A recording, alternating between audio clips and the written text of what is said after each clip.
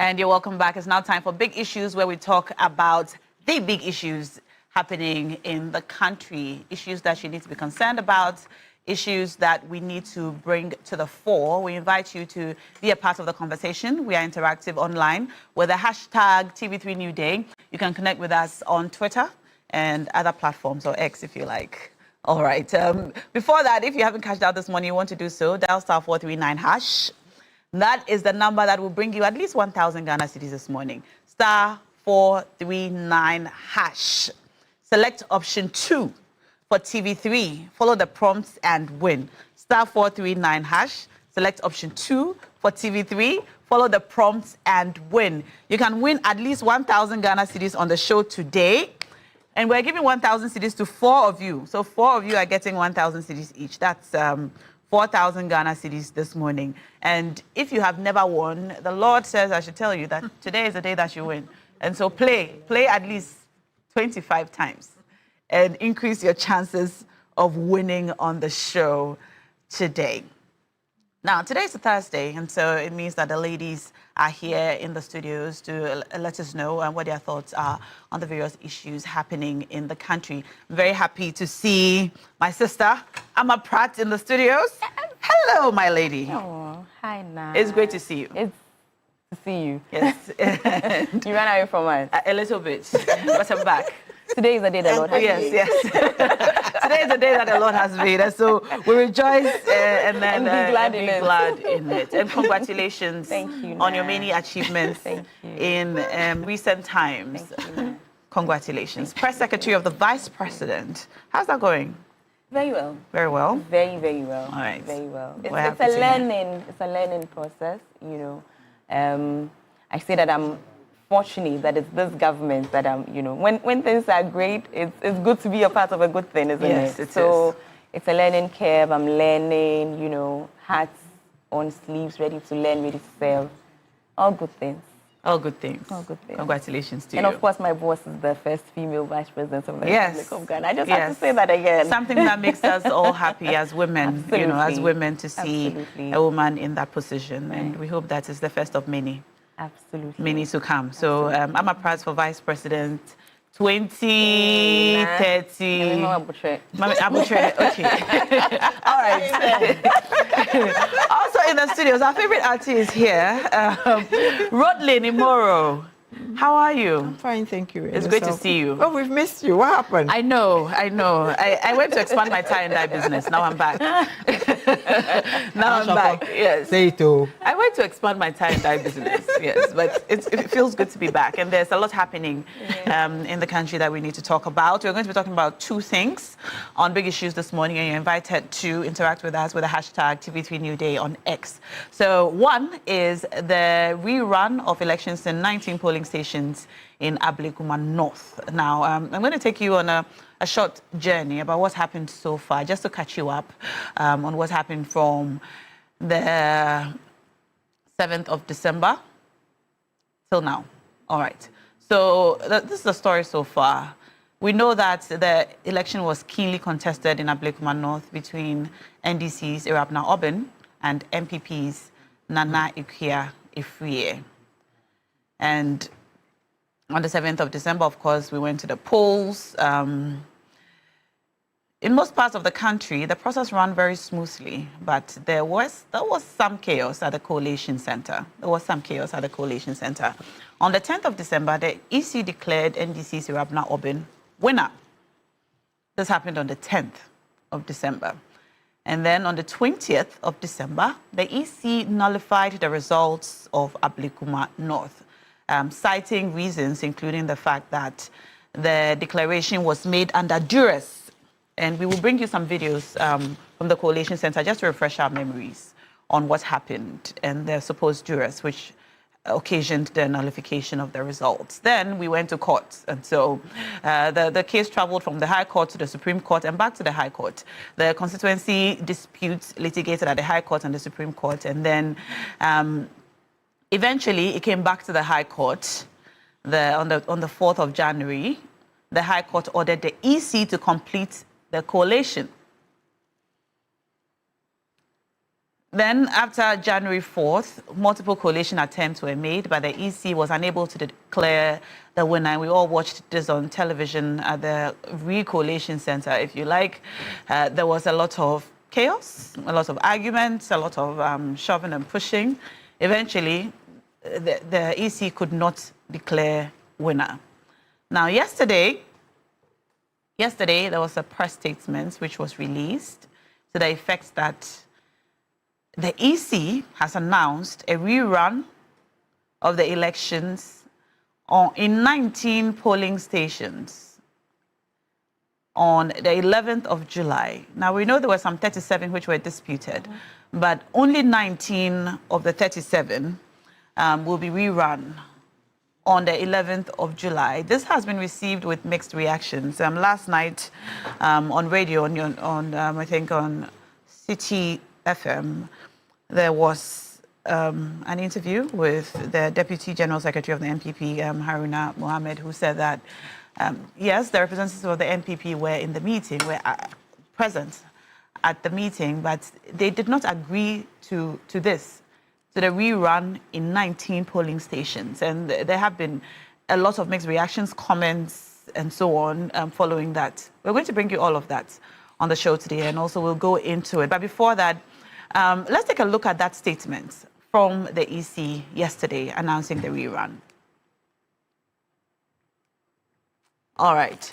So this is a press statement. It was released yesterday on the rerun of the elections in some 19 polling stations. And then we'll also bring you the list of the polling stations so that if your polling station is part or you're wondering, you would know.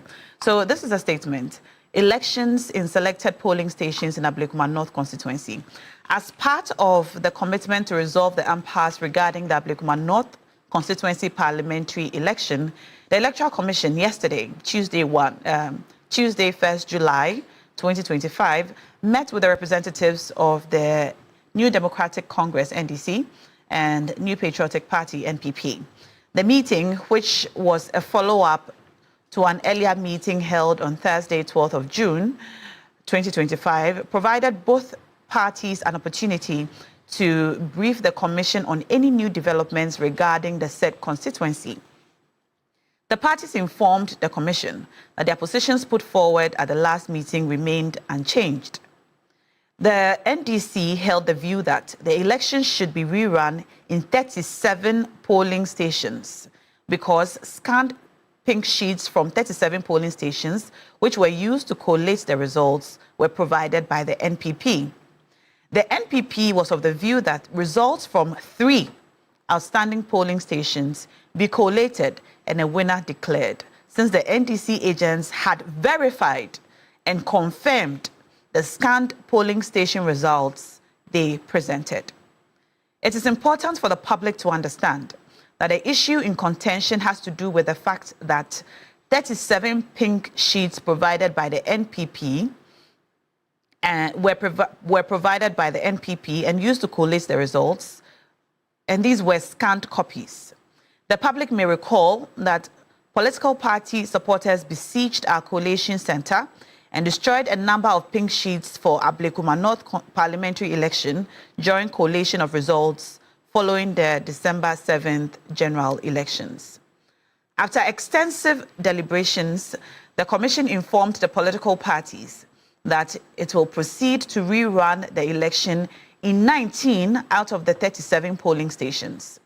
The Commission arrived at the decision to rerun the election in the underlisted polling stations because the 19 scanned polling station results used in the collation, though approved by agents of both political parties, were not verified by the presiding officers responsible for those polling stations. It is instructive to note that the Commission was able to secure the presiding officer's verification and confirmation for 18 scanned polling station results. Agents of both parties also approved same. A rerun would therefore be held in those polling stations. Will not be held in those polling stations. I take that again. A rerun would therefore not be held in those polling stations. The election will be held on Friday, the 11th of July, 2025. We count on the Ghana Police Service to provide the needed security to ensure a safe environment for the conduct of the election. Thank you. And it's signed by Samuel Tete, the Deputy Chairman, Operations Electoral Commission. All right. So basically, this is the statement that came out yesterday. Now, let's just take a look at the declaration of results that happened on the 10th at the Collation Center. I beg your pardon. And then we will look at some of the scuffles that ensued at the recollation centers. Let's take a look. In polling stations and NPP had 27,170. NPP had 28,151. On that note, I declare Eura Abna as the MP selected.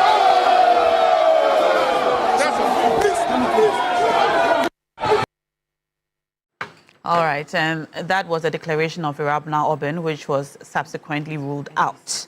Irabna Obin of the NDC, and subsequently ruled out. So we have been told now, ladies, that there will be a rerun on the 11th of July. We've heard from the NPP. They say they didn't agree to this. All right, they didn't agree to this, and that's according to the Deputy General Secretary of the NPP, Haruna Mohammed. What's the NDC saying? Well, the NDC is very open, and very willing to see this process, some finality brought to this process. It's very important. Elections are crucial, to development, to a forward movement as a people, and representation is everything. The will of the people, the voice of the people, it even legitimizes, any government, any governance process. So NDC is very happy and very willing for the process to, come to, what's the word I'm looking for? Like a conclusive end where all parties are happy. I like the chronological, background you gave. Let's go back just a little bit. Now, we are talking about 37 polling centers, right? And if we would be truthful with the facts, what we have today are scanned copies that the MPP gave. These are not the copies that all of us, the pink sheets that all of us saw at the collation centers and were happy with. Something happened at the collation center, pink sheets got destroyed. The 37 that we have right now are, strictly speaking, figures that have been, pink sheets that have been given by the MPP, which originally was the NDC's position, that let's have a redo. Let's take it all again, because we don't have the pink sheets. Now, the MPP disagreed. That's for all the 37? For all, because what we have today are scanned copies that one side has presented. But which you agreed to? We are coming there. Hold on now. Let's build. Okay. So MPP says no way, like you say now. All of us agreed to this, all of us signed this. It's just the three that are outstanding that needs to be collated. NDC says, let's have it. In the spirit of fairness, elections are so important, right? The EC says, hold on, I've heard all of you. Let me go back, look at this. EC does that, goes back, takes a look at it, says, well, out of the 37, 18 NDC signed, MPP signed, EC officials, also signed. Mm-hmm. So for those ones, we will not do a rerun, because we don't have just the NDC, and we also have the EC officials sort of giving it a stamp of approval. And so those ones, we'll let those ones stand. But for those other ones, the 19, that only has political parties signing and no EC official sort of verifying or giving a stamp of approval. For those ones, let's redo. And these are decisions that were reached with both parties' representatives present, actively involved in the process. Let's not forget that this has been very long in coming. It's been over 6 months of negotiations, of meetings, even courts, involvement at some point for us to get here. I am a little taken aback that now that we seem to be reaching an end to the impasse, the NPP now says, no, it's a little, that's my thing. Because Their issue is that the EC called both sides, right, to hear both of you. And then the EC went and made a decision, which was not what was agreed. That didn't favor the NDC side too. The EC's decision didn't favor the NDC side. So the NDC wanted a complete redo of the whole process. So the NDC is not a happy side too, right? So nobody's request was granted. The EC sort of stayed in the middle. We will take only what we verified, which is those of the 18 polling centers. Mm-hmm. So the 19 polling centers that both NDC and NPP did, we won't take those ones. We'll redo those ones. I'm surprised that anybody would have, issues with this, because if the EC had come and said we will redo, then it's like the NDC's position has been upheld and your position has been overturned, and therefore you will say no, I don't want to be part of this process, right? But that's not what happened, So I would wish that even though nobody had what they wanted, that all of us would appreciate the seriousness, of this situation. The fact that for over 6 months, a whole constituency has no voice in Parliament, Okay. that this is not acceptable, right? We can't let this go on. Look at all the number of times we've tried to have some, resolution to this issue and we were not successful. Can we all come to the table? For everybody. Can we come to the table? Right. Can we then make this an issue of reminding the voters why the process is important and trying to sort of get people to appreciate the civic duty required here? So we do this well, do this right, there's no violence, we get the police involved, we get this done, and we move on. All right. Now, let me come to you, Rodlin. Do you think that, you're a public interest advocate. Do you think that the EC has acted in good faith and transparency throughout the process, seeing that at the end of the day, the decision that has been made was not a decision that either parties wanted from the consultation they had with both of them at the meeting? I'd like to say good morning to our cherished viewers. Good morning to all and sundry watching us this morning. Now, I don't know how we got here. I think that if we're going to look at this situation, we should be blaming the EC. Okay.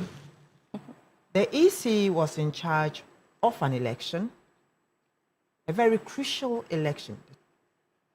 The 2024 elections was a very crucial one for this country. And I think that the EC promised us a free, fair, transparent election. We should not be talking about a rerun of any seat. It's been 6 months. It's taken EC 6 months to solve this problem. I thought about a week ago or so, I saw one of the deputy directors in Parliament, Osman Asare, saying that there was not going to be a rerun. And yes. They needed protection to be able to announce the winner. So what happened? It just shows the kind of confused state that the EC is in. I am asking, since when did NPP anyway get to feeling that the EC is probably wrong or they are not happy with the EC? I thought the EC was autonomous. That's what we've always been told, that the EC is autonomous and whatever the EC says, that's what goes. What changed? So if today the EC has decided that this is what I want to do, I think they should accept it in good faith, because the lot of us accepted everything that the EC said in good faith over the years. Scanned copies cannot be said to be true copies. But to ask a question from the EC, how can a whole EC lose their copies? There was there were scuffles, according to the news reports, violent people, youth, besieged the centers and took hold of some of the pink sheets and some of the documents. That was a big lapse. And so they did not have them. However, they, from the scanned copies, can assure Ghanaians that they verified some 18 of them. And so, yeah, that's what happened. So that's what happened. It could have happened in many other places because some other places too had the same kinds of problems. So the EC was not able to protect our ballot papers. That's number one. The EC failed to account for the votes of Ghanaians in that constituency. As it stands now, we can only hope that they will be able to run a free, fair, transparent election. That's the hope. That's the hope. Yes. Because as it is, we are not even sure if the MPP would like to take part in this election or they'll be going to court. Okay. To stop it. We don't know yet. They've just registered their displeasure or disagreement, if you like. But I've just received some messages coming in from lawyer Edwidge Tamaklo, who represented the NDC together with Honorable Gabriel at the meeting with the EC. And he says, we started from 62 polling stations to 37 until we arrived at 19 polling stations. We are not happy with the 19 polling stations. But fairness and transparency, we are looking at the 19 polling stations. The NPP was also represented by Honorable Evans Nemako and Honorable Ebenezer Nate. And that's from lawyer Edwidge Tamaklo. Hopefully we can raise him on the phone lines to give us more information about what happened at the meeting and how this decision was arrived at, if both sides are not happy. And I also need you to confirm that even though you're not happy, are you going to participate? Exactly what is going to happen moving forward. So we'll need your confirmation on that. We'll try to raise him on the phone lines in a few minutes. But a lot of comments have come in this morning when we activated the phone lines and just asked Ghanaians what they thought about this rerun. And we got a lot of messages talking about the credibility or otherwise of the Electoral Commission. A lot of them, in fact, a lot of the callers who called in said the EC is incompetent, the EC is incompetent, and messages like that. Amma, what role, if any, will the executive play in ensuring Ghanaians that this rerun will be run fairly and the competence or otherwise of the EC will not be brought to question? Because all eyes are on Ablekuma North now, and how this election goes or this rerun goes would assure Ghanaians or otherwise about the competence of our electoral process. I mean, the EC, by its very mandate, is supposed to be independent of the executive, So to that extent, the executive would stay clear. This is not, the EC is that unbiased, body that, is mandated, to oversee this, like the big brother, kind of. And so we'll leave it there. This has nothing to do with the executive, right? Okay. This has everything to do with the EC, with how it chooses to conduct itself. For me, most importantly, is how Ghanaians perceive the EC and how Ghanaians trust, in the EC's capacity. And let's never forget that sometimes it's not even fact. It's not. Sometimes it's not fact. Sometimes it's perception. Perception is so crucial, in some of these things. So, I mean, at this moment, I don't want to rehash everything the EC has done in the past, which is why, when Auntie Rodelin started giving it to the EC, I started smiling because for me now, I want us to go into this, how do I say? I want us to sort of take this on as a fresh start and get this done. That's my thing. I really need some finality to this. That's where I stand right now. And we're hoping that and we'll get that. And I was really hoping that, like the position that the NDC has taken, that even though we are not happy, right? Even though what we wanted we didn't get, even though what we think is fair and just is not what happened, it's not the outcome, that the EC decided to run with, we would go along with it in the spirit of democracy, in the spirit of let's do right by Ghanaians, in the spirit of let's move forward. I'm very interested to know what the MPP's press conference would say. I'm curious about, the reasoning for refusing this decision. I'm curious to know whether it will be on law, whether it will be on, you know, I'm really interested in what this press conference is going to say, you know, because like I keep insisting, at the end of the day, what is important, right? What is important? And as we move forward as a people, I really hope that we are constantly reminded by that. If you watch the way I speak, I'm very careful not to go back into the past and rehash and let's move forward, right? Let's move forward. Today, what is important? As we sit here now, what's the most important thing? That the people of Ablekuma would have representation in Parliament. It's crucial. It's important. Now, we would talk about the past if the past is relevant to what is going to happen, like Auntie Rodlin did, right? Her concerns about the process. Will the process be fair? Will the process be just? Those are conversations we can have, right? But if it's about, you know, refuse for the sake of refuse because you didn't have your way, then that becomes a bit problematic, you know, for me. Because ultimately, the people of Ablekuma need to have representation in Parliament. We need to have their voice in Parliament. We need to, you know, govern this country, all of us. But the question that some people are asking is why call the NDC and the NPP, have a meeting with them, and then listen to their sides and what they want, but then go and do something that neither of them, or decide to do something that neither of them want. And that's one of the messages that I have received this morning, asking, okay, so from the press statement, the NDC side is stated, the NPP side is stated, but the decision of the EC favors neither side. What was the point? And that's a question that's coming. But I'll come back to you, Amma, in a moment. You mentioned the perception and the importance of perception in this process. Rodlin, what role really, or how do you think this rerun or reruns like this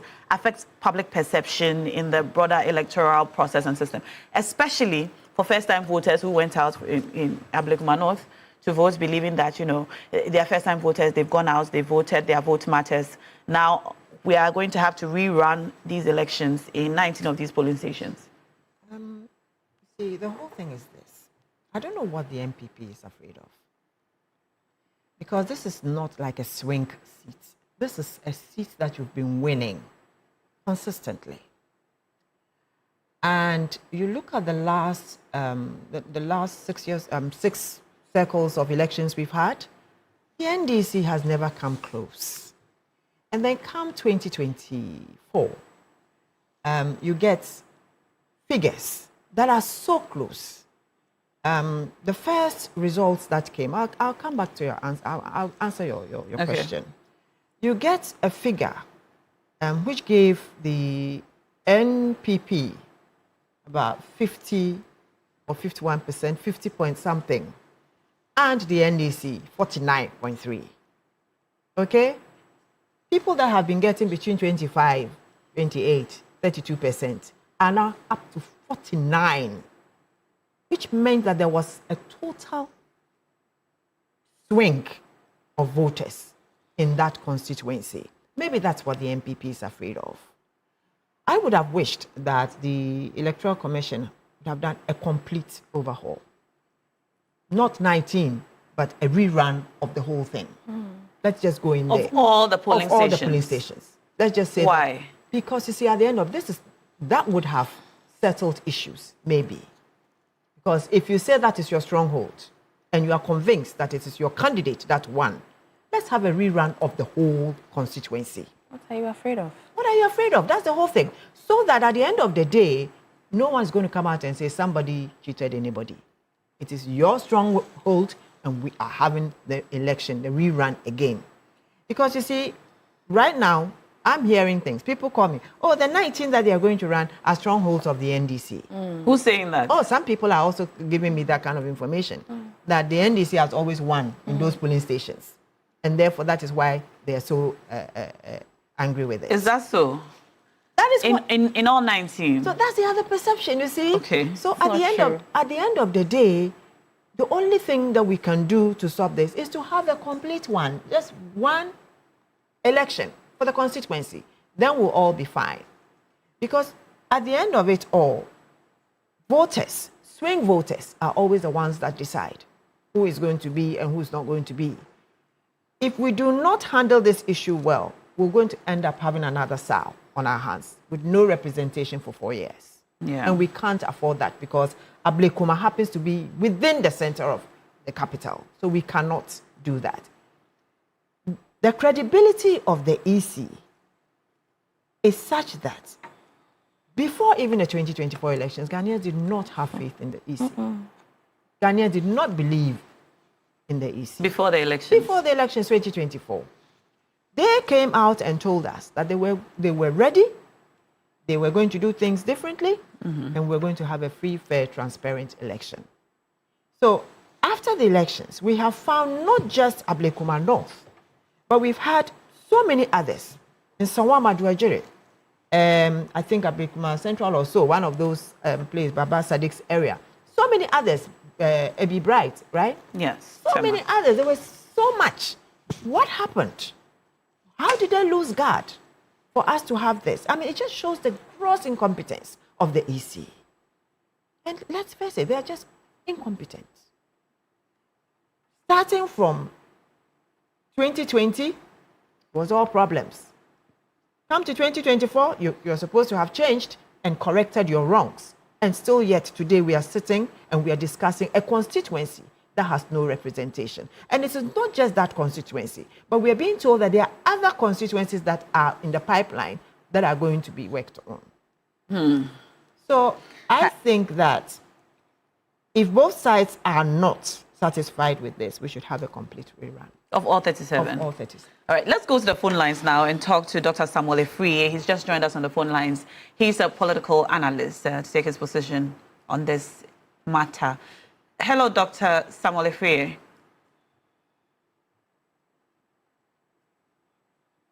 Doc, are you with us? Yes, I'm with you. Good morning. Good morning, sir. We're grateful. Thank you for joining us on the show today. My pleasure. So first, let's just take your general thoughts on this rerun that's set to happen on the 11th of July. Yes, thank you, and greetings to your viewers and your listeners and also the lovely panelists you have. You know, I was surprised when the EC made the announcement that they have to be a rerun for the 19 polling stations. Why? This is unfortunate. This is something that the EC need to bow their heads in shame for. That is how incompetent they were able to handle that stations in terms of compilations of these results. It has been evolving for some time at that constituency. And you know, about that is the 2024 elections. There are some areas that there were lots of issues there. And I think the EC need to be very, very careful about how some of these things happen and how they resolve it in an immediate situation, in immediate terms. Because what happens, you realize that the two sides, you are the one that organize the election. You are the one that need to have the credible, or let's say the clean sheet, a copy of it. You are supposed to have it. So if you see by this time or this day are not vowed to have a copy of what happened at each polling station, then it means that there's a problem. And that is an unfortunate situation that the EC has bedeviled herself into that. So I think that why the 19 polling stations? Why? The reason being that EC is unable to come out with figures to authenticate what the parties at least hold. And that is something that is unfortunate. A whole EC not having about 19 polling stations. And you see security agencies when you go in for recounting and those kind of things. It's all these things. And, you know, it's not only that Ablekuma. It's just that Ablekuma just came in for this, that the latter part. But there were other skirmishes and other issues. And I don't know how it might be organized. Because, you know, when it comes to Rerun, there are a whole lot of issues that comes along with. The government of the day wants to prove herself. Also, the opposition also want to ensure that they are also on the ground.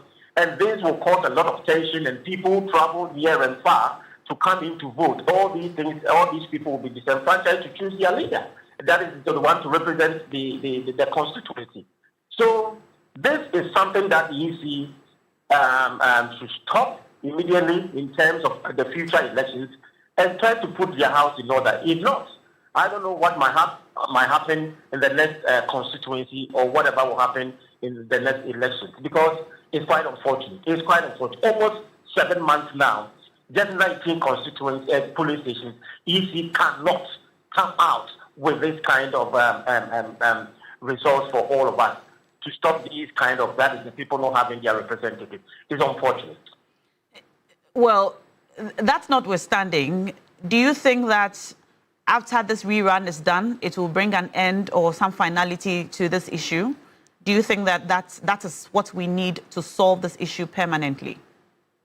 You know, if the parties involved agree, because I've learned that the MPP is pulling their legs in this rerun issue, and I think that the party need to get involved. They all have to decide, but if the EC decides and impose on them, still the issue will not be resolved. And that is where we need to look at. So the parties involved should consent to what the EC has decided to do. If not, maybe some people will send it to court. Some people will also do other things that will make the process not to end as expected.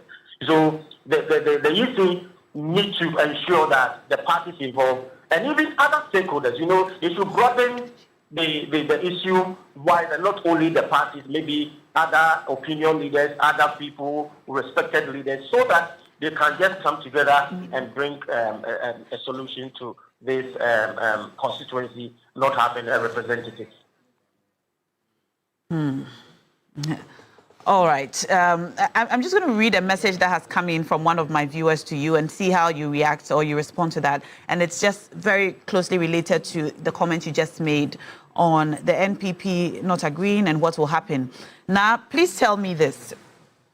If the NPP does not show up or refuses to participate in the elections, what will the EC do? Will they go ahead and hold the election? Why would you meet two opposing sides and then decide to do something that neither of them wants? If Amma is saying the NDC agrees, that's great. We have not heard from the NPP. What will happen if they don't show?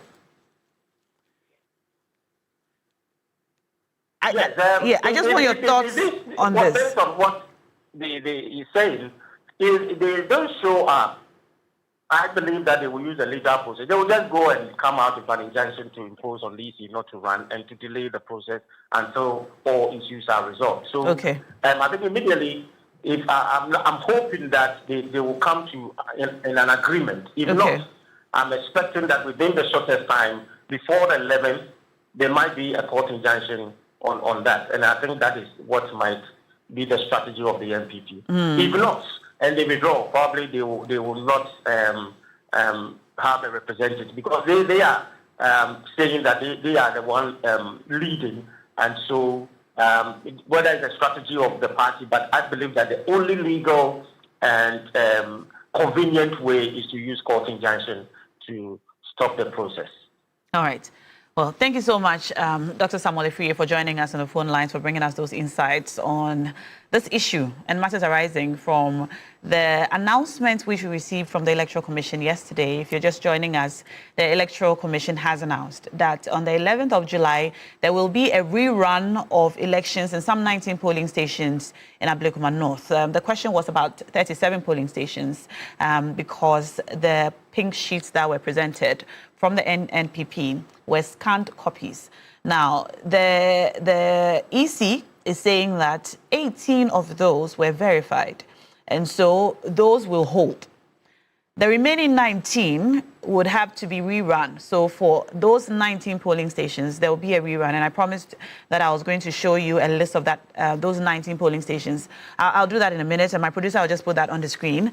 And then we'll see the specific polling station so that you know whether or not your polling station was affected. But before that, let's go to the floor of Parliament and listen to the Deputy Chair of the Electoral Commission speaking about whether or not there'll be a rerun on the floor of Parliament. The coalition should continue, whilst the other party stated that there should be rerun in 37 polling stations. To conclude, the coalition process in Ablum North has been very, very transparent, participatory and accountable. The agents of the NPP and the NDC have always been present throughout the collation, as well as the media. The evidence of what transpired from the 9th of December were captured by the media, and this shows a transparent process devoid of bias, and it was open. The parties agreed to the use of scan sheets and their agents approved of them. Mr. Speaker, this has been the process so far, and the evidence exists with all the major media houses that covered the collation. Mr. Speaker, the collation has been transparent. As a commission, we are desirous of ensuring that the people of Ablekuma North have a representation in Parliament. We urge this Honourable House to assist us in getting the support of the Ghana Police Service to provide the requisite protection to enable us to complete this collation exercise. Thank you very much. And that's Dr. Bosman speaking there on the floor of Parliament. And all he asked for was for protection from the Ghana Police Service to help them finish this coalition exercise. And then we hear now that there will be a rerun. And so, I beg your pardon, this is one of the reasons, or it should appear that this is one of the reasons why the people asking, what changed? What changed? Why is there now the need to do this rerun? Exactly what changed? And there are calls on the EC to explain what occasioned the change in decision. Because when we heard this, we believed that that was what was going to happen. But now we're told that there's going to be a rerun. I want you to see the polling stations that will be affected or where the reruns will take place. Okay, so there are 19 polling stations. The God First International School, Dakuman. The Pentecost Church, Mount Zion Assembly. That's in Kwashiman. The DVLA office, Awoshi. Adamani, number 2, Awoshi. Esiedu Jedu Memorial School, Awoshi, number 1 in Awoshi. Living Spring Day Nursery, Kwashibu, number 1. The Lord's Pentecostal Church, Kwashibu. Methodist Church, Odoko, number 1. St. John the Baptist Catholic Church, Odoko, number 1. The Radiant Way Preparatory School, North Odoko, number 2. Ateko School Complex, Odoko. South Odoko 4 and 5 School, Odoko, number 3. Pentecost Church, Trinibua, number 2. Light of Gospel Miracle Chapel, Trinibua, number 2. MTTD Odoko Divisional Station, Odoko, number 1. Roman Catholic Church, Buzia Junction, Odoko, number 1. Bethel Baptist Church, Sakaman, I beg your pardon, Sakaman, number 1. And then Presby Church, Odoko, number 4. Church of Pentecost, North Odoko, number 2. Church of Pentecost, North Odoko, number 4. These are the polling stations the 19 polling stations that have been announced where the reruns will take place. These are the polling stations that did not have the verification of the EC according to the scanned pink sheets that they currently have out of the 37. So if, for those of you who are asking, those of you texting us from Ablekuma North who are asking which particular polling stations are affected, these are the ones that are affected. Let me read some of your messages and I'll come back to the studio. Musa Abatwa in Asawasi says, welcome back now. We missed you, I missed you too. That said, I have never witnessed such levels of incompetence and cluelessness from an electoral commission like the one under Jane Mensah, Bosman Asari, and Samuel Tete. These actions clearly expose their inability to conduct free, fair, and impartial elections. They keep shifting the goalpost to suit a particular agenda. Which agenda is that, sir? All right. In one breath, they say go to court if you have issues. On another breath, they say they are redeclaring results that were already declared at the polling station. This is a clear case of double standards, okay? And Stephen Peng, texting us from WA, says, good morning now, welcome back, thank you. The indecision of Jane Mensah and the EC is the cause of all our electoral violence in Ghana since 2020 elections to date. It's time for her and her conspirators to go. Enough is enough. Stephen Peng texting us from WA, he says he's trying to get in touch with you.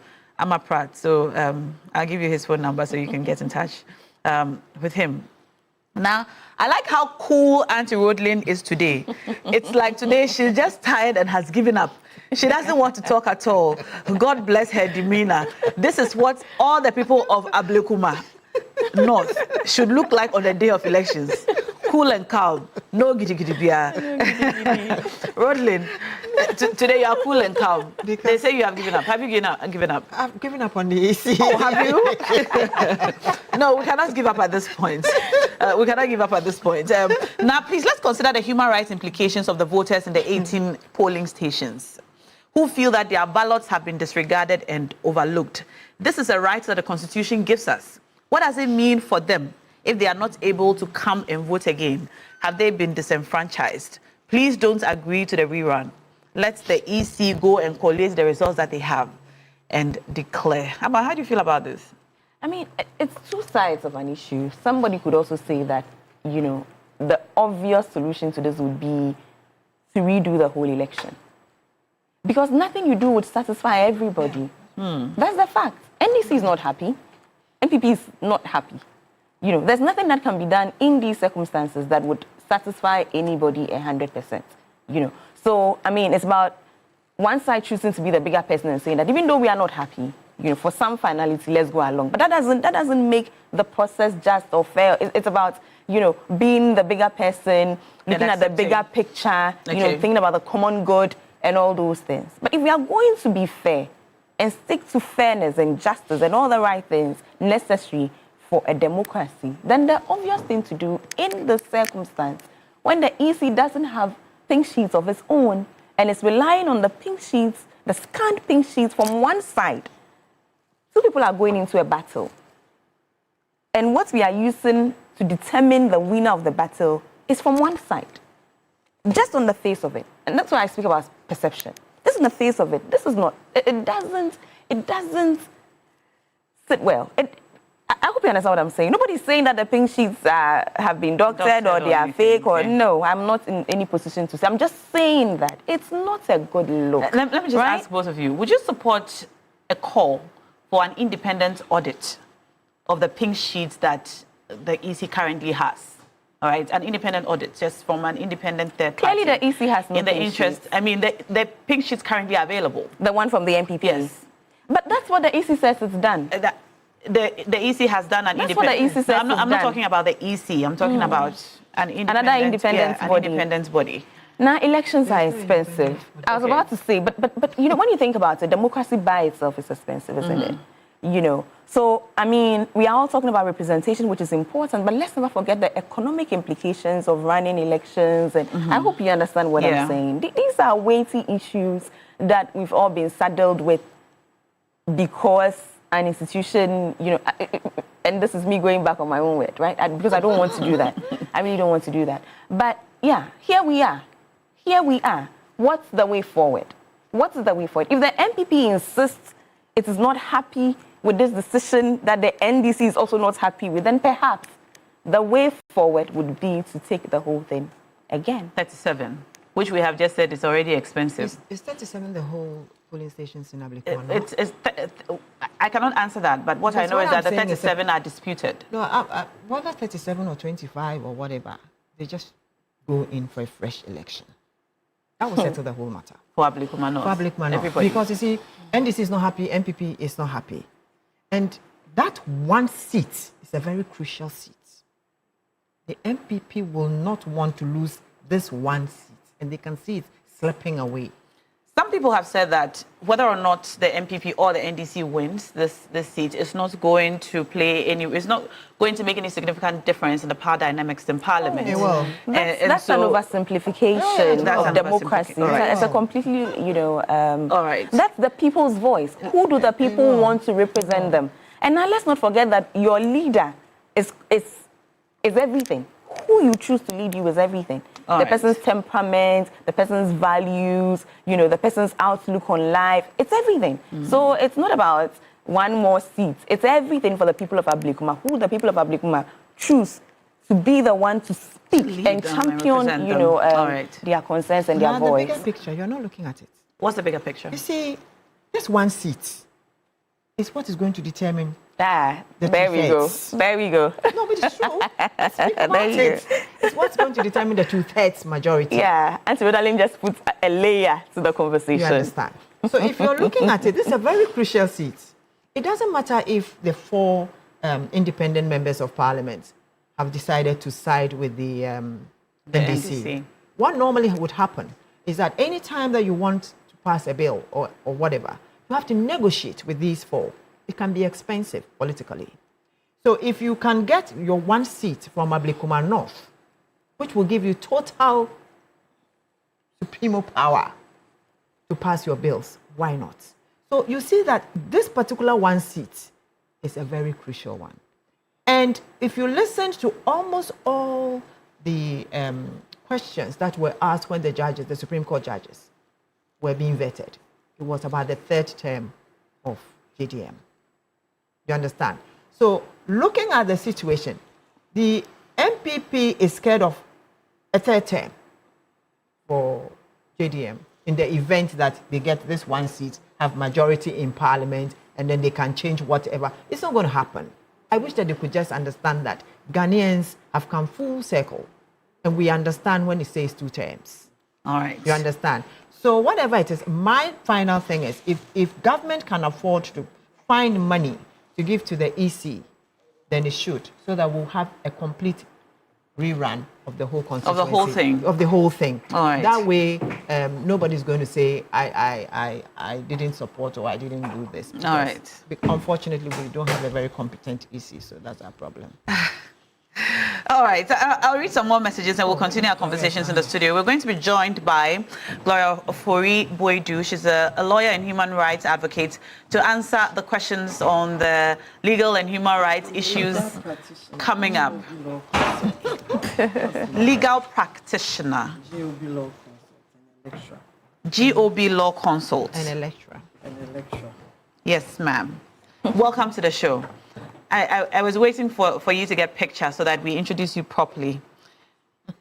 So your picture will come up in a moment. But on the screen now we see the declaration of results in Ablekuma North, Thank you. where the EC referred to as a declaration done under duress. All right, and more pictures coming to you from various polling stations in Ablekuma North in December last year. All right, so to properly introduce and welcome our guests, we have been joined by legal practitioner Gloria Ofori-Boadu and lecturer, practitioner with GOB Law Consult. All right, and lecturer. Where do you lecture? I have 3 universities. 3 of them? Yes. All right. We'll get into that later. Yeah. All right, so thank you for joining us. We're glad you're here. I want to just go straight into it with some questions on human rights that some of my listeners have sent in. What are the human rights implications, all right, of the voters in the 18 polling stations who feel that their ballots have been disregarded or overlooked, especially those who will not be able to, for various reasons, come back to vote on the 11th of July? Have they been disenfranchised? Well, I'll say that looking at the Public Elections Regulations 2020 CI 127, it's important that everybody is given the opportunity to vote. So I believe there will be proxy voting.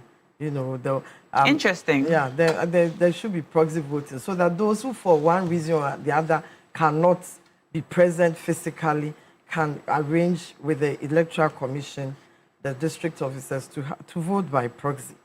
And exactly how does that happen? When you look at Regulation 25 of the CI 127, voting by proxy, it's... Can I read it? Yes, please. Okay.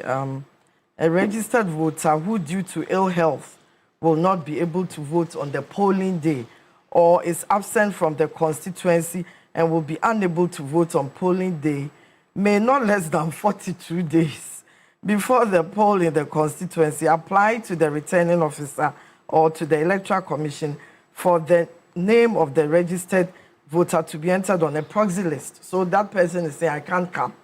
Maybe I'm out of town or I'm ill or something. And when that is done, the applicant shall complete a proxy form, and then the returning officer will endorse the form, and then it can, the person can vote by proxy. But there's a requirement of a 42-day notice. Unfortunately, there is. That's what I see. And then we have about 8 days or less? Well, maybe the EC should consider this 42 days for the proxy voters. Either the election will be delayed for the 42 days, or the election will be held, but the declaration of results will have to wait until the proxy voters are voted. Please, which statute are you reading from? I'm reading from CI 127, Public Elections Regulations 2020. Okay. Regulation 25, voting by proxy. Does it affect reruns or all elections? It's elections. All Elections elections. are elections, yes. All elections. Public elections. Okay. Public elections. Okay. Okay. And does it give the EC a leeway to extend the dates for declaration of results? Does it give the EC a leeway to allow extra time for these proxy voters if the date set, so in this case, 11th of July, is less than 42 days for these people who would like to vote by proxy to report to the EC and entire proxy list? Well, there's a provision in the regulations for how the results can be declared. There's a provision on declaration and publication of parliamentary election results. That's Regulation 43. So, Regulation 43. You see why I kept saying that you should mention I'm electoral? Yes, please, because you're teaching us this morning. That is so important to me. So, declaration and publication of parliamentary election results, Regulation 43(1), subject to, Regulation 42, immediately after the results of the poll for all the polling stations in the constituency have been given to the returning officer. The returning officer shall, in the presence of the candidates or their representatives, or not more than 2 counting agents appointed by each candidate. The candidates have to have polling agents and then counting agents. Yeah. And preferably the counting agents must be literate in both numeracy and literacy. So, so that they will know what is going on and be able to count. So immediately after that, he or she must publicly declare as elected in a parliamentary election the candidate who had the highest votes. So I don't see anything about proxy here. I see proxy before the elections, but there's no proxy after the elections. Okay. So the 42 days is very mandatory. Okay. Well, moving away from proxy voting, is the EC allowed constitutionally to rerun an election or partially rerun an election in some polling stations in a constituency with disputed results? Can they legally, from a legal standpoint, decide that they would run the election in X number of polling stations, even though the disputed polling stations are 37, they are going to rerun it in only 19? Well, that's a difficult question to answer. All I'll say is that there's the law in theory and in practice. And in the Constitution, the EC has broadly the power and the mandate to conduct public elections. That's why there are different regulations for conduct of public elections, including district assembly elections, which have their own regulations, then parliamentary and presidential elections, which are, all these are captured here for the presidential and parliamentary elections. So the EC has the discretion as part of her, mandate, to ensure that elections are conducted. As to the 37 or 19, I don't know what informed that decision. But since they are the experts on the ground, and they have the practice and they have been doing it, they will know exactly why. So with that, I can't answer. Okay. But they've given us an indication of why, haven't they? That they verified that those a number. 19, were not verified. The 19 polling stations were not verified. The 18, was verified by their officials. Yes. But the 19 was not verified by the officials. The issue or the reason the 37 were disputed is because they were scanned copies. Absolutely. Which were presented by one side. So that's the issue. But let's move on from that so that we'll be able to discuss our second topic as well. But since you have just joined us, I'm going to come back to you. The NPP has given us an indication that well, they did not agree to this at the meeting. They did not agree to the rerun in 19 polling stations at the meeting. The NDC also said they did not agree. However, the Emma has given us an indication that their goal is for this to be done for the people of Ablekuma North to have representation properly, and so they will comply. Should the NPP decide not to comply, should they decide not to participate in this rerun because they did not agree to this number at the meeting where this decision was taken, what are the possible legal repercussions of such a decision? What will happen? Should they decide to go to court? What can they do? I can't speak on that because I was not at an MPP meeting. No, I'm asking you from a legal point of view. There are two parties, opposing sides, okay? They have gone for a meeting to decide what to do. They did not agree to the decision that was presented to the public after the meeting. Should they decide not to participate in the election because they didn't agree? Should they decide not to participate? What are the possible remedies, if you like, that are available to them? Was it an IPAC meeting? It was a meeting between the NDC, the NPP, and the Electoral Commission. Oh, okay. I'm yet to be informed on that. I have no idea, as to the outcome of the meeting. But I believe that every party, including the smaller parties, as we call them, stakeholders. Yes, and stakeholders need representation. In fact, that talking about the one, when we looked at the regulations, they said the candidate with the highest votes will get the seats. I think, in the name of democracy, the countries where we copied democracy from, including the UK, the Scandinavia countries, and what have you, have moved on with this issue of whoever wins the highest votes should take everything.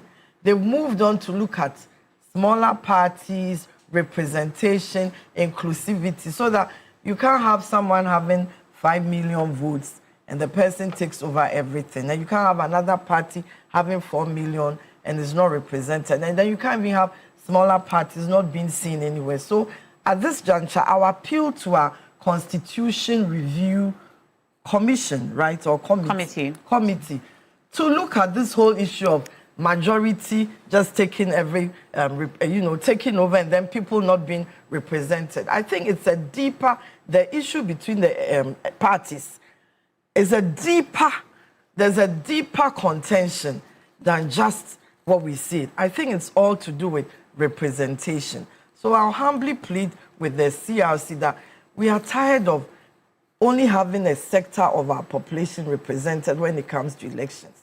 We should sit down and look at practices everywhere. We should, including our political scientists, we should not be lazy. We should sit down, look at our social structure, look at our representation structure, look at our political party systems, look at the winner-takes-all system, look at the two majority parties who have been shuffling so far since 1992 when it comes to political, representation in respect of the executive and parliament. We should also look at the other parties. They are also representing some sectors of the society. That's what we should be. In fact, the whole CRC, if it does not look at this issue of representation sufficiently at the grassroots, at the local government, in parliament, in the executive, to capture all voters and all votes, then they wouldn't have done anything. That should be the mandate, in fact, their core mandate. Because if we go on like this, where people are not represented, there'll be no fairness. And with time, where there's no fairness, there's no justice. And where there's no justice, there will be no peace. So that's a call to the Constitutional Review and to Ghanaians. Committee. All right. I'm going to read a couple of messages. I can't believe how much time we spent already. But we need to touch on the energy sector levy, which we received a press release on 1st of July about the new start date of this increase. And there are many messages coming in on this matter, even though we've not had the opportunity to touch on it yet. We'll go to it in a moment. But let me read some messages on this conversation we've just had to close it. All right, it's BT Slice says, the EC bosses have demonstrated enough incompetence. the Ablum North election should be their last election in office. Good morning to Lawyer Charles. I beg your pardon, in the Upper West region. Good morning now. Please, that's my lecturer, okay? All right, please take your time and listen as she teaches us. We're listening, all right, weren't we? All right. And I just read this last message, which says, there's no point rerunning this election. You have the pink sheets. You say you haven't verified them. If you didn't verify them, where did they get them from? I'm even tired of listening to issues of pink sheets. Baumia has made pink sheets so common in this country. Bruh. Okay. All right. Thank you for sending that in. I think, do you have any final comments on this issue before we move on? Yes. I have a final comment. Yes, Gloria. We should be very careful as a democracy when we are looking at the EC. We should not tamper with the EC because they've been efficient. Even when it comes to money and saving money between 2016-2020 elections, there was proof of the efficiency and the savings. We should not tamper with our EC because there was once a time in this country where the EC was tampered with, and that was, I think, around the 64, plebiscite, where there was this issue of whether to change our constitution to a one-party state and our president's position to president for life. You know what happened? The EC at that time was not strong. So what happened was that in certain localities where there was a fear that a no vote would dominate, they made sure some party persons went and stood by the no box. There was a yes ballot box and a no ballot box. So they stood by the no, daring anyone to come and vote no to a one-party state. Not only that, in some places, they even covered the no box so that nobody could cast a vote in the no box. And at the end of the day, 99% results were registered for a yes to a one-party state in Ghana. And in a place like Ashanti region, not a single vote for no was recorded. We don't want This was in 1960? 64. 64. So we don't want to... Which has gone and the 1992 constitution has come. So we should be very careful how we tamper with our EC. If they've been able to prove competence, then please, the constitutional writers knew why they made them an independent constitutional body. But let's not tamper with any of our independent constitutional bodies. Yes, while you're right that we shouldn't tamper with any of our independent bodies, there are questions about the conduct of the EC. There are questions about statements. In this particular case, for example, there are questions about the statements that the Deputy EC Chair, Dr. Bosman, made on the floor of Parliament, and the subsequent press statements which we received yesterday, stating an opposing position. Questions like that obviously would make Ghanaians would make Ghanaians wonder what is going on. But overhauling those are what have occasioned some of these comments. Have a right to be answered. Now, just to say that, Madam speaks about a very pivotal. Madam Gloria speaks about a very Auntie Gloria. I'll call you Auntie Gloria. Auntie Gloria speaks about a very pivotal moments in our history. And I get uncomfortable when, such moments in our history, we sort of discuss it in light of, for lack of a better expression, maybe hearsay or some folklore, or I don't know if you understand what I'm saying. What I just said is in a book. I'll give you the reference. Yeah, there are other books. There are other books on what happened. And the facts do not support what Madam Gloria is saying. At all. I will give you the information. I will read the book, Madam. But there are articles. I'll do the research after this time. What information do you have, Amma? Part of our history, and like I'm saying, I get uncomfortable when we want to discuss such pivotal, historic moments of who we are as a people based on, folklore, a book. I get very uncomfortable with that. Let me correct that. I agree with Madam about... Let her land and then I'll come to you. I agree with Madam about the sanctity of the EC. I will never challenge her. She knows better than me. She's a lawyer.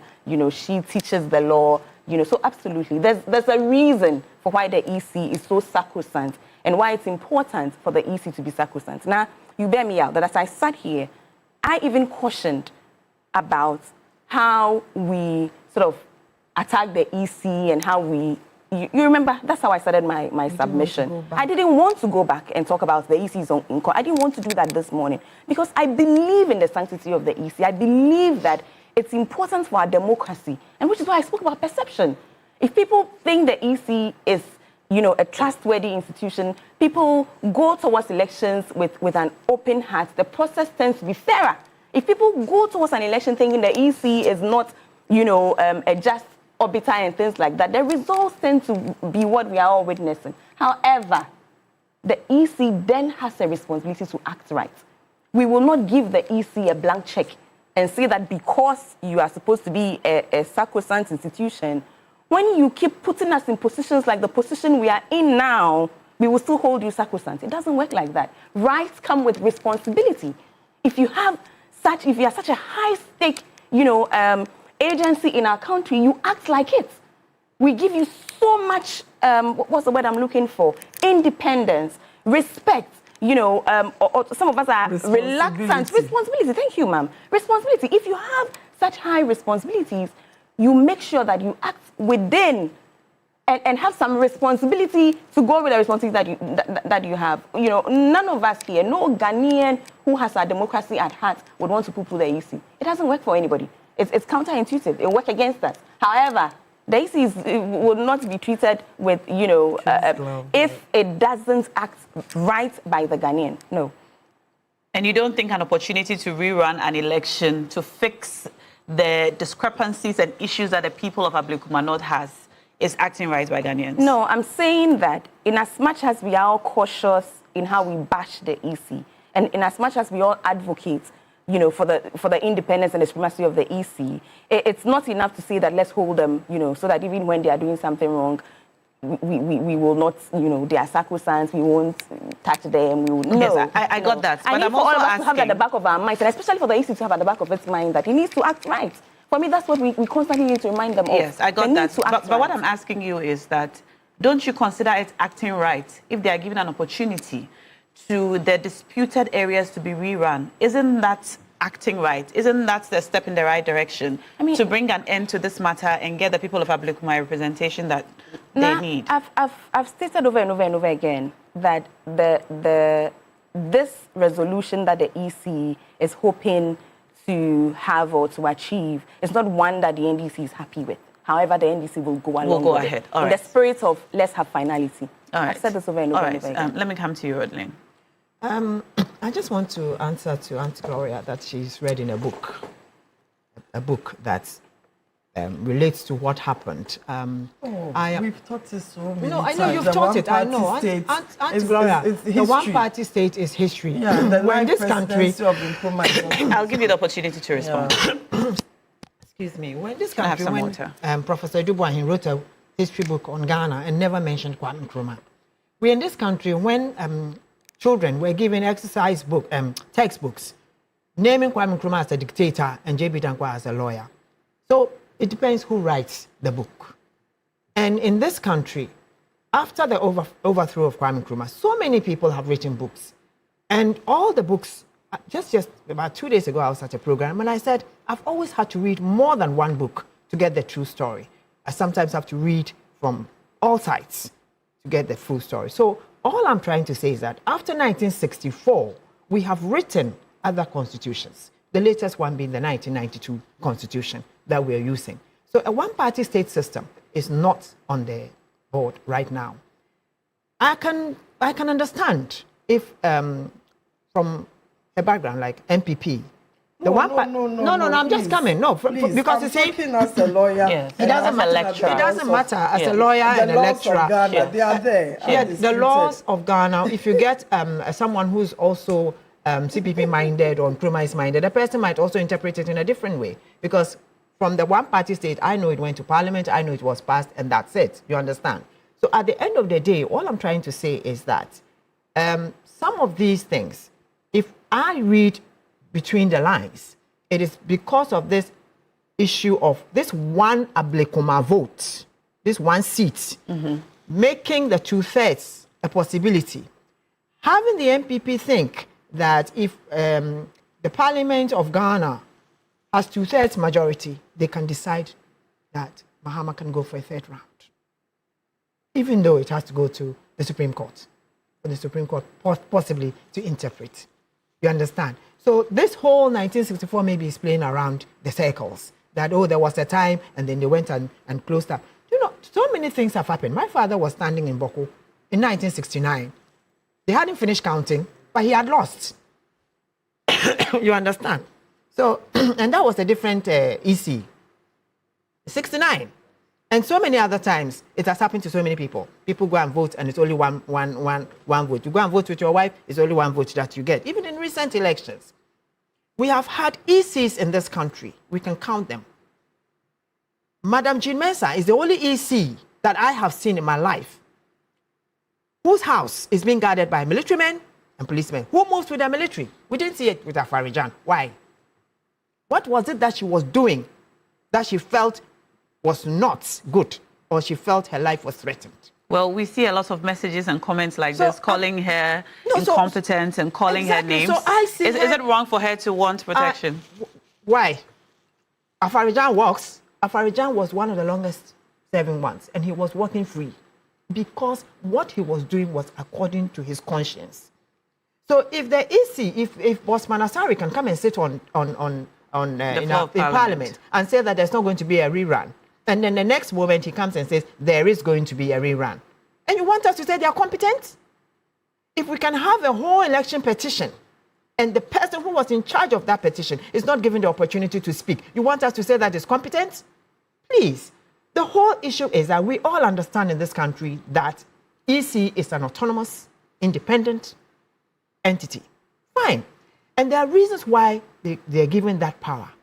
But you don't come and rub it in our faces. We don't want to go back.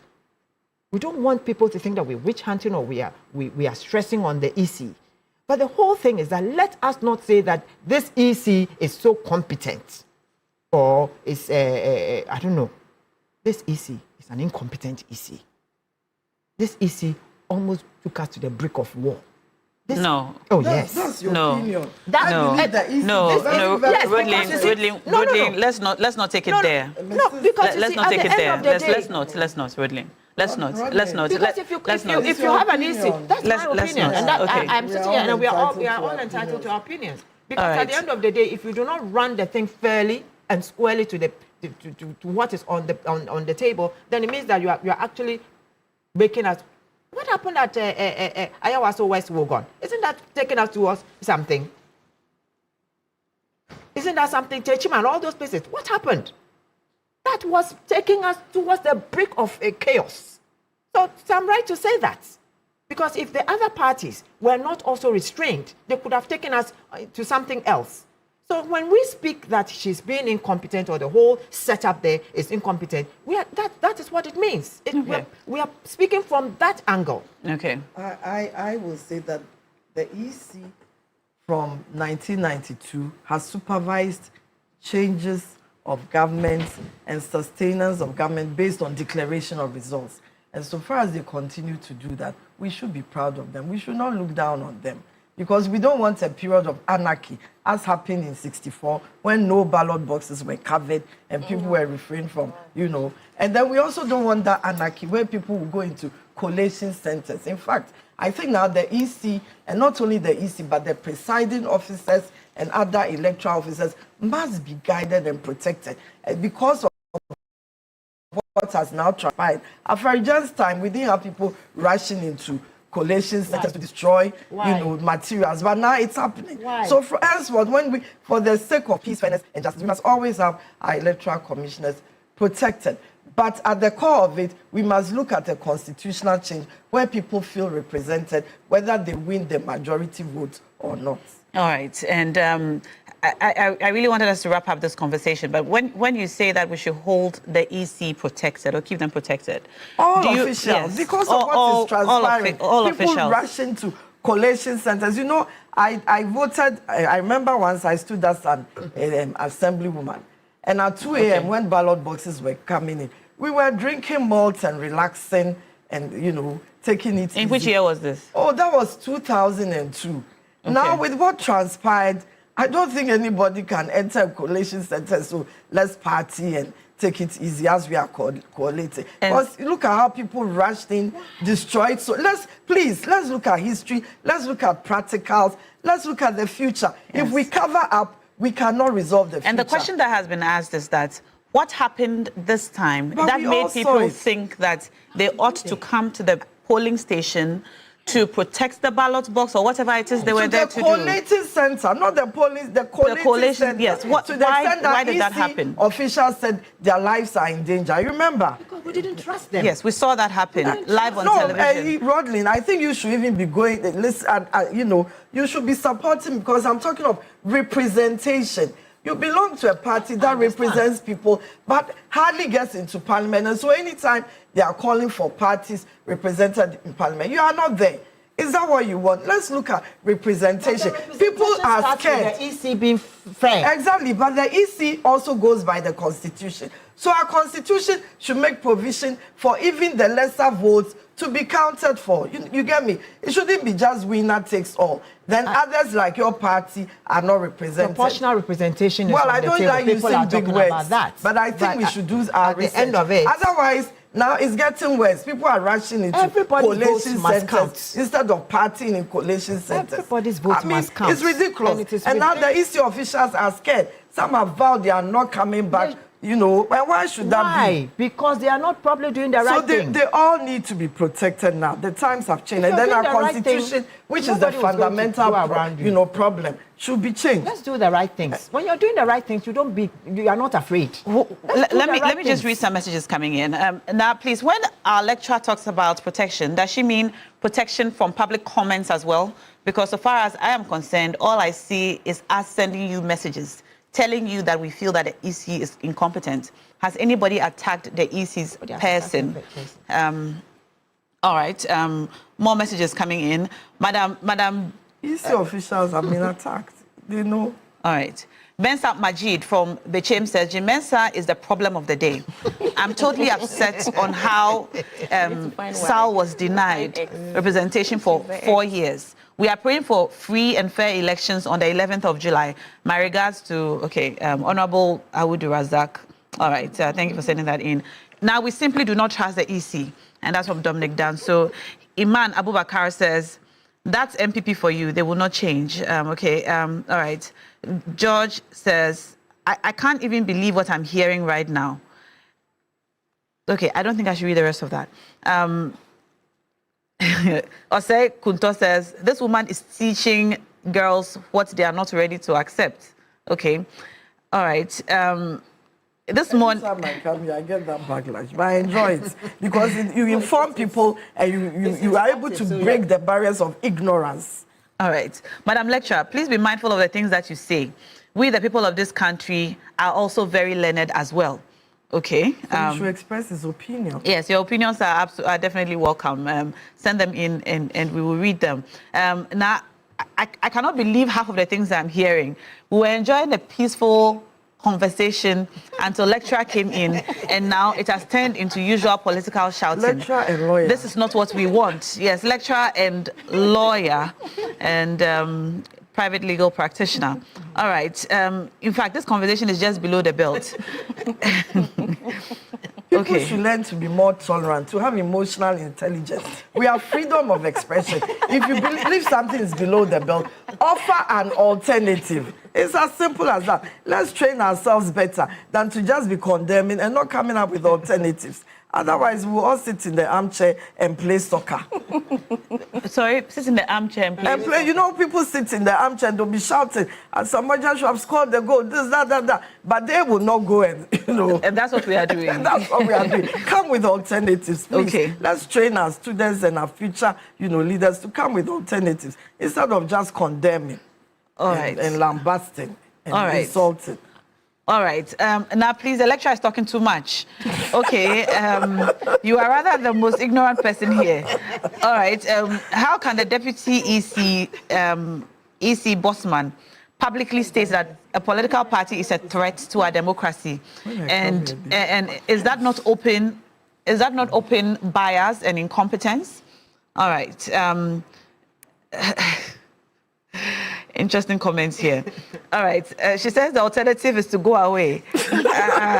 Interesting. All right. Now, this woman is poisoning us. Please, we don't want to hear. Which woman are you talking about? There are 4 women in the studio this morning. Okay. All right. Okay. I'm glad we can listen to this conversation and also learn as well. Please, can you give us references to some of these books so that we can read? And the law, they should just read the laws of Ghana. All right. From Republic, 57 to date. And they'll see the laws. They can Google and look for one-party states. But I guess that also goes to you, Rodlin, because you also mentioned some books. Yeah, I'm just saying that people can also look for the Hansards. The Hansards of Parliament. The Hansards of Parliament from the 60s. They would read everything. Those who went for tea, those who went Is that available to the public? It is available. So you have to go to Parliament to get it? You have to go to through British Council and stuff, and you get it. You get it. All right. Just 2 more comments. Let's read the good stuff. Now, please tell Amma Pratt that if she has never run for a beauty pageant, she should consider. Okay. Somebody wants to. All right. The day. All right. Well, I think I'll end it here now. Thank you for sending in your messages. I tried to read as many as possible this morning, and we couldn't get into the conversation on the implementation of the energy sector levy, which is set to commence on the 16th of July. So you start paying 1 cedi extra per litre when you buy fuel. So that's just by way of information to you. It's from a press statement that we received on the 1st of July. So there you have it. From the 16th, we start paying 1 cedi extra per litre when you buy fuel. Ladies, thank you so much for coming in this morning. Lecturer came in. Lecturer talk about what you pay. You didn't speak about what it will do when you please tell us what it will do. Please tell us what it will do. And removed my demeanor. Your calm demeanor. I know, but Amma, please go ahead. There was calm. The levy is very important, right? The results of last year's elections should tell us where we are as a people, as Ghanaians. We are not well. Our economy is sick.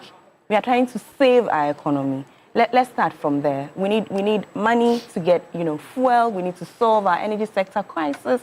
There's debt $3.1 billion.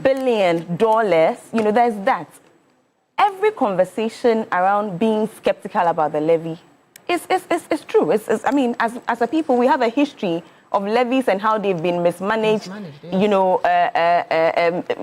was looking for choicier words than mismanaged, where it's been, diversified into other areas. All those concerns are valid. This government is saying that we will be transparent, we will be accountable.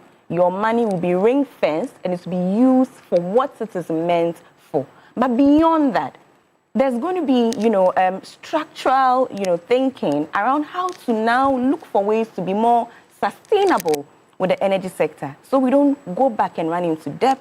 So we don't come back here and ask for more levies. How long will we be paying this levy for? When will it end? People have described it as an, intermediate, but let's not forget that this is also the government that is reviewing all levies and scrapping levies. So please, let's. So we don't know when it will end at the moment. Let's trust the process. I like the fact that you are telling people when they will pay and what they will pay. But when we give that announcement, let's add that once we make that payment, it's to a good end. Okay. Is to make our economy strong again. But since it's a Ministry of Energy and Green Transition, I think we should not put too much premium on fossil fuels, because with time the fuels will not be there. We should look at solar. We are going towards gas as well, cheaper gas. Even electricity from green, energy to power our cars. From waste. Yeah, and we can even look at developing electrical cars from from Ghana, and we have all these mechanical engineers that we've trained forever. So it's about time. We have what do you call it? Magazine, Kumasi, Swami. We have Kantanka, we have Kokompe. Well, Kokompe is scrap, but they can, be upgraded to the green transition movement. So that will reduce our reliance on fossil fuels. Yes, and environmental degradation. Moving forward. All right. Absolutely. Rodlin, I'll give you the final bite on this, and then we'll... Moving forward for me is that we should also bring out policies that will not make us so dependent on this. We need better roads. With better roads, we might be consuming less fuel. to our cars. Well, You understand? Yeah, things like that. A more holistic, and then with better electrical equipment, all these old-fashioned things, we have to start looking at these second-hand importations that we're doing, because we are consuming too much electricity with those ones too. Fuels. Yes. Fuel. Fuels, Okay. so. All right. Thank you And so I much, think, I Rodlin. think at the end, accountability is what the Ghanaian is looking for. That whatever money we give, we expect that you'll be accounting to us. Right. Accountability is the name of the game. Yeah. Thank you so much. Rodlin Imoro is a public interest advocate. Amma Pratt is the press secretary of the vice president, the first female vice president of the Republic of Ghana. One of one, the only one. And Madam Gloria Ofori-Boadu is a lawyer, lecturer, human rights advocate, and gender activist. And she's a great woman, though. yes, she is. And we're happy that she joined us. Next time she'll come early so that we'll have a full 360 conversation. Yes, we're glad that you joined us anyway. And to all of you who sent in your messages, we are grateful to you. We want to reward you this morning. We want to give 4 of you 1,000 Ghana cedis on the show today. So if you'd like to win 1,000 cedis, please, we will need to have your number. So just text us on *439#, *439#. Select option 2 for TV3, and that's how you win. We'll do a draw, and then you can win, all right? *439#. It's as simple as that. Yesterday, we gave away 4,000 cedis. Today, we're giving away 4,000 cedis. Tomorrow is a holiday, and so we just might give you more. Join our mega jackpot tomorrow, all right? No promises, but, fingers crossed. So dial now and win. We haven't done any of our draws today, so we have an hour to reward 4 of you. So dial now and increase your chances of winning. Stay tuned. We'll be right back.